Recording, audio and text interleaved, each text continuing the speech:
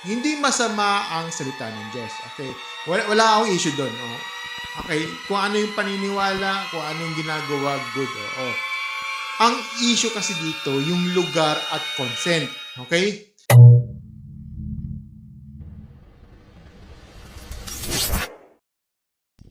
Hello, Mas. Hello, mga stories. Welcome back sa isang naman random reaction dito sa ating channel, mga stories. Pala si Markino at pag-usapan natin itong post nito kay Kaalaman, no? Ng sa Word of Art ng sabi niya dito yung sa caption, no? Word of Art, Word of God. Word of Art tuloy. Word of God sa LRT, no? Pinagbabawal na ba, no? Pinagbabawalan na. Okay. So, according sa kung ano no, kanyang Facebook page no sa kanyang description no. Sabi niya, ilang minutes pala sa LRT na bigla na lang akong nilapitan ng gwardiya dahil bawal raw ang ginagawa ko. Ito ang ilang salita na pinost ng isang evangelist matapos siyang pagbawalang mamahagi ng salita ng Diyos sa pampublikong lugar. Medyo hati yung opinion dito, no, na marami sa pangyayaring ito dahil wala daw sa lugar ang ginagawa niyang preaching at sa kabila naman ay ilang minuto lang naman ang preaching tapos magliligtas ka pa. Pero ikaw, ano masasabi mo sa ganitong sitwasyon? Okay lang bang makinig sa salita ng Diyos kahit pagod after work, o pet peeve mo na rin ang sektang sinasabi sila lang ang tanging reliyon tungo sa buhay ng walang hanggan? Ikaw ang makikinig mahirap pero yung puno mayaman. Okay. So, yan yung mga stories. Ito yung aking ano ko dito, no. Ito yung aking take ko dito, no.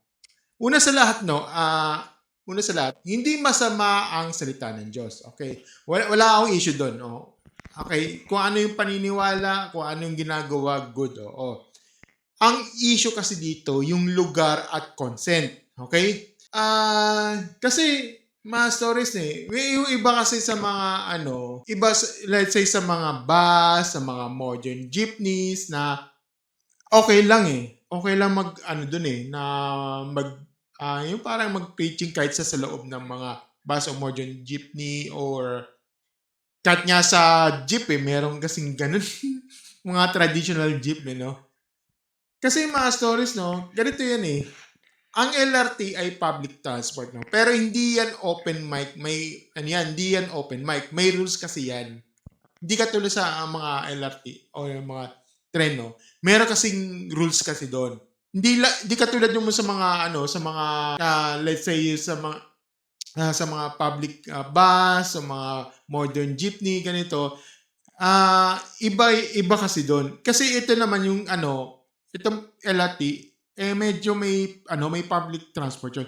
Pero may private sector yun karamihan doon. At meron silang tinatayong rules doon, okay? Pero hindi, may rules kasi yan May announcements yan, may policies yan para i-maintain yung order, safety, and comfort ng lahat, okay? Kasi kapag sumakay ka sa LRT, Masters, hindi ka sasakay para makinig ng sermon. Sumasakay ka para makarating sa pinupuntahan mo. Okay? Yung iba, pagod, may night shift, may anxiety, may migraine, may bitbit na bata, no? May deadline, may pinagdadaanan na sa totoo lang mga stories, no? Yung mga ilang minuto lang na sinasabi karamihan dyan, no? Hindi mo pwedeng ipilit sa lahat. Okay?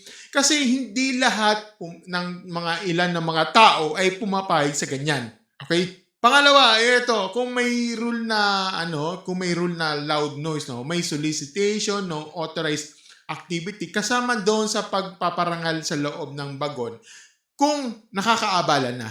Okay? Hindi ito pagbabawal sa Diyos hindi ito pagbabawal sa Diyos, pagpapatupad ito ng rules ng isang transport system. Okay. May nagsasabi na, pero freedom of religion. Oo, sige. Meron tayong karapatan doon. Freedom of religion naman yan. Okay. Pero ang rights, may limit din kapag nakakabangga ng rights ng iba. Okay? Karapatan mo mag-practice ng faith, pero karapatan din ng iba na hindi ma-force na makinig ng isang public. Okay? close space na hindi naman sila nag-sign up. Okay? So, pangatlo, sa mga sa station na lang na suggestion. Ako mga stories, no. Practical ako doon, no, na kasi sa isang station, may chance ka pa mag-set up ng maayos, humingi ng permission o lumurga sa area na hindi sagabal sa daluyan ng tao. Sa loob ng bagon, medyo walang lugar umiwas doon para makatrap yung pasahero sa speech na hindi naman nila pinili, no. Pangapat, yung may nagsasabi na nakakalungkot, hindi ka nakapagbigay ng ilang minuto sa Diyos. Well, practically speaking, mga stories, no, na yung mali yung guilt trip na ganyan, okay? Hindi mo masusukat ng pananampalataya ng tao dahil lang ayaw niya makinig sa loob ng tren, no? Baka may sarili siyang panalangin, no? Tahimik, baka may sarili siyang religion, 'di ba? Baka wala siyang religion at lahat ng yan puwang sa isang public service. Okay? Panglima, ito doon tayo sa sa sector na sila lang ang tama. Well, ito ay isa pang real talk ko dito, no. Okay? Kapag yung preaching mo ay may tono ng kami lang maliligtas, ganyan, kayo hindi, ganyan natural lang na may pet peeve yan yung mga nakakarami, no. Hindi dahil ayaw nila sa Diyos, no, kundi dahil ayaw nila sa exclusivist na pananakot o pressure sa sales pitch sa kaligtasan.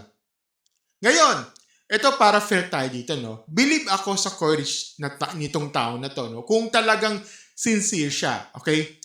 At kung walang hingi, walang sobre, walang panloloko, this a good intentions yan. Pero kahit sabihin nating good intentions yan at sabihin nating wala siyang hinihinging kapalit, sabihin natin ganun, no? Pero kahit sabihin natin magandang intention yan, kapag mali ang setting yan, magiging abala pa rin yan. Okay? Ang bottom line ko kasi dito, no, hindi ako against sa pagbabahagi ng word ng mga salita ng Diyos, okay? Hindi ako against doon, okay?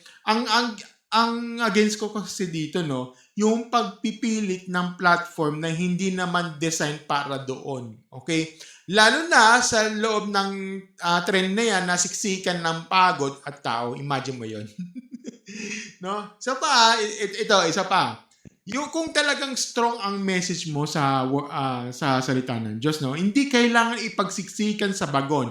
May church, may community outreach, yung may online, may house visit na may paalam, no, may station area kung papayag ang management. Maraming paraan na may respeto sa lahat. Okay? Ang tanong ko dito, no, na hindi yung Diyos ba o hindi Diyos, no? Ang tanong kasi dito yung may may tamang lugar ba at may permission ba? 'Di ba? Kung may rules ang LRT, no, sumunod tayo, 'di ba? Kung gusto mong mag-minister, gawin mo sa paraang hindi na mag-aabala at hindi nag-guilt trip ng kahit sinong kapwa. Okay? Kaya para sa akin, Masters, tama lang na pigilan yung nasa loob ng bagon at labag sa rules. Okay? Hindi yan persecution. Ito ay disiplina at peace and order. Okay? So, anong masasabi nyo dito? Sa tingin nyo ba, dapat bang payagan ng preaching sa loob ng LRT kung ilang minuto lang o dapat talagang strict compliance? O ikaw isa sa mga pasahero, mga customers diyan na nasa loob kayo ng tren. Okay? Ano ang mas okay sa iyo? Tahimik sa biyahe o may nagsasalita kahit religious pa yan? Okay? Comment down below at pag-usapan natin yan. Kung gusto niyo mga ganitong opinionated logical practice, then avoid commentary videos, don't forget to like, share, subscribe sa ating channel, and click notification button sa ating baba. Mga stories, no, kung meron kayo, kung may, may bukas sa puso niyo, no, may GCash, tsaka Maya sa pin comment ko, no, at, yun, GCash sa pin comment ko, kung may, kayo, nasa, kung mayroon kayo, para sa upgrading ko ito sa PC upgrade, no, para kasi nakikita nyo yung aking camera ay medyo low quality na, okay? At saka, iyan lang yung ginagamit ko, no? So, yung PC ko na hindi ko na magagamit pa. Okay? So, yun lang mga stores. Thank you and have a great night in the stores. Bye. Wala lang yung mag-rendering ako. Okay? Sige.